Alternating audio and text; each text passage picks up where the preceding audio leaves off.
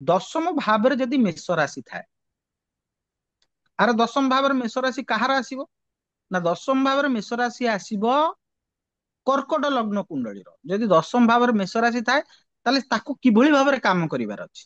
ଯଦି ଦଶମ ଭାବରେ କାହାର ମେଷ ରାଶି ଥାଏ, ସିଏ ଯଦି ବିନୟ ଯୁକ୍ତ ହେଇକି କାହା ନାଁରେ ଚୁଗୁଲି ନ କରିକି ତଥା ସାଧୁଜନଙ୍କ କୁ ସେବା କରିକି କର୍ମ କରେ, ସେ ତା ଜୀବନ ନିଶ୍ଚିତ ଭାବରେ ତାର କର୍ମର ଯେମିତି ବି କୁଣ୍ଡଳୀ ହେଇଥାଉ, ସିଏ ତାର ନିଶ୍ଚିତ ଭାବରେ ଧୀରେ ଧୀରେ କର୍ମରେ ସେ ଉନ୍ନତି କରି ଚାଲିବ।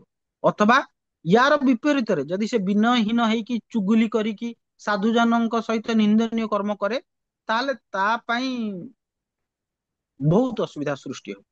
ତେଣୁ ଯୋଉମାନେ ମେଷ ରାଶି ସ୍ଥିତ ଲୋକ ହେଇଥାନ୍ତି ସେମାନେ ଙ୍କୁ ମନେ ରଖିବା ଦରକାର, ସେମାନେ ମେଷ ରାଶି ଯାହାର ଦଶମ ଭାବରେ ଆସିଗଲା, ମାନେ କର୍କଟ ଲଗ୍ନର କୁଣ୍ଡଳୀ ହେଇଥିବ, ସେ ଲୋକଟା ଯଦି ବିନୟ ଯୁକ୍ତ ହେଇ କାହା ନାଁରେ ଚୁଗୁଲି ନ କରି ସାଧୁ ମାନଙ୍କର ସେବା କରିବା ପୂର୍ବକ କର୍ମ କରେ, ତାର ଜୀବନର ଉନ୍ନତି ହେବ ହିଁ ହେବ।